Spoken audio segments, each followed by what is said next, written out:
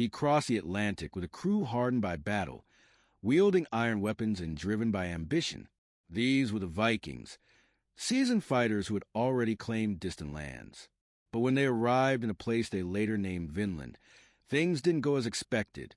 The terrain was rugged, covered in thick forests and wild rivers. But what truly challenged them were the local people, skilled warriors who knew the land intimately. They didn't rely on brute strength. They fought with patience, tactics, and large numbers. This wasn't a tale of victory. It turned into a slow retreat. For once, the Vikings found themselves on a losing end. Our story begins not with a fight, but with a storm. Around the year 985, a Norse sailor named Bjarni Herjolfsson was blown off course on his way to Greenland. He spotted a strange, wooded coastline, but chose not to land. Still, word of his discovery reached Leif Erikson, the son of the famous explorer Eric the Red. Leif was intrigued, especially since Greenland lacked basic resources like timber. Around the year 1000, he bought Bjarni's ship and set out to find the land Bjarni had seen.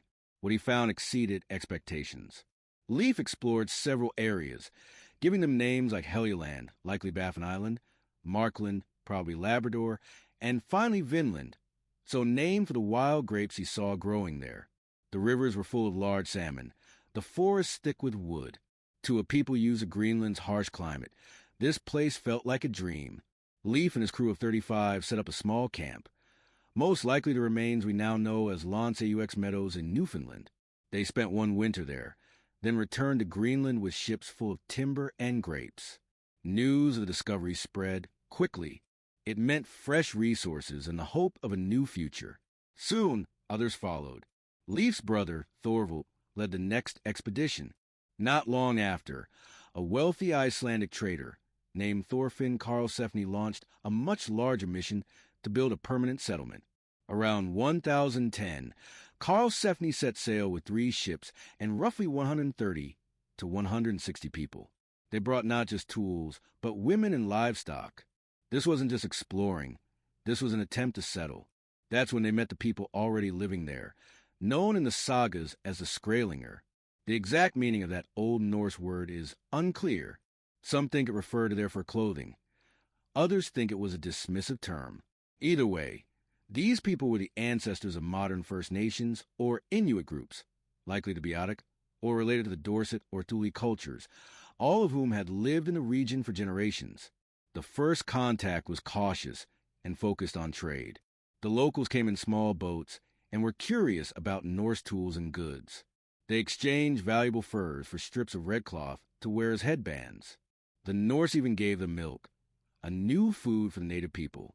Some historians wonder if this may have caused illness due to lactose intolerance, which could have created distrust. But that theory remains uncertain. What's clearer is that Karlsefni made one thing off limits: iron weapons. The Norse knew the locals used tools made from stone, bone, and wood, and they instantly saw the strength of metal. But Karlsefni understood the risk of handing powerful weapons to potential enemies. That decision created quiet tension that never fully disappeared. Then came the first outbreak of violence. It happened during Thorvald Eriksson's journey. While scouting the area, he and his crew came across 9 local men sleeping under their canoes. Without explanation, the Vikings attacked and killed 8. One escaped and warned his people. The Norse expected retaliation. They withdrew to a headland and braced for battle. Soon after, native warriors arrived in force, launching a volley of arrows from their boats. Though most of the Vikings were shielded, one arrow slipped through a gap and struck Thorvald under the arm. He later died from the wound and asked to be buried where he had hoped to build his home, becoming the first known European to die in North America, the result of a conflict his crew had triggered. The fragile peace was shattered. Trade was over. Tensions turned into open hostility. A later event shows how easily misunderstandings turned dangerous. During a trading session, a bull brought by the Norse broke free and started bellowing. The native people, unfamiliar with such an animal, were startled and frightened. They fled and didn't return for 3 weeks. When they came back, they weren't there to trade. They arrived ready to fight. The sagas describe several skirmishes, painting a picture of settlers constantly on edge, fearing attack. Though the Vikings were skilled fighters, they were a small group, maybe a few hundred at most, surrounded by a much larger native population. They were far from help, isolated in a strange and sprawling land. What once seemed like a new beginning now felt like a losing battle. To understand why the settlement ultimately failed, we have to look at how the two sides fought. This wasn't just about better weapons. It came down to tactics, mindset, and the environment. Viking warriors had a clear edge in iron. Their axes could split shields and helmets. Their spears pierced armor. Wealthier fighters carried swords, symbols of status, as well as deadly tools. For defense, they had large wooden shields and, sometimes, chainmail. But even with this gear, the Vikings weren't prepared for what they faced next. The Vikings had a signature tactic.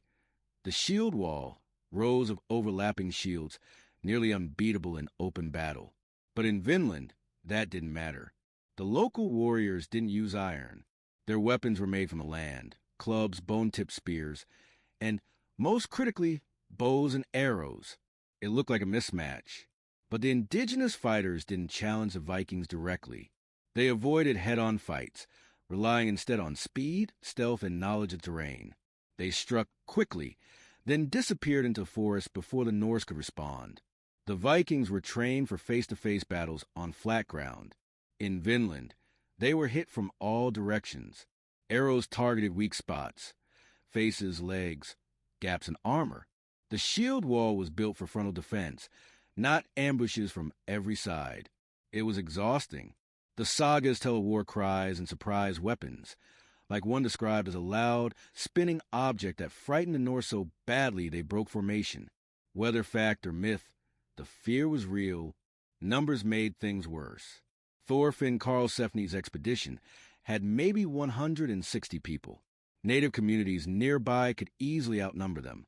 Every Norse loss was critical. For the locals, losses were manageable. They could keep up the pressure. This wasn't about better weapons. It was about tactics and environment. One story from the sagas stands out. During a surprise attack, the Norse fled, but not Freydis, daughter of Eric the Red. Pregnant and unarmed, she grabbed a sword from a fallen comrade, slapped her chest with it, and let out a war cry. The attackers stopped, then retreated. Whether it happened that way or not, it shows how desperate and defiant life in Vinland had become. The settlers lived in constant fear. Farming or hunting meant risking ambush. Worse, they were cut off. Vinland sat at the end of a long, fragile supply chain. Tools, nails, anything broken or lost couldn't be replaced easily.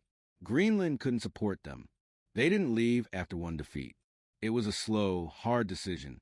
After 3 years, Thorfinn and the survivors, including his son Snorri, the first European born in the Americas, returned to Greenland. The Norse weren't driven out by a single overwhelming force. They were worn down by constant pressure from people who knew the land and refused to fight by Viking rules. This wasn't a conquest. It was a retreat. The local people, organized, strategic, and determined, kept their land. And in doing so, they rewrote the story of first contact in the Americas.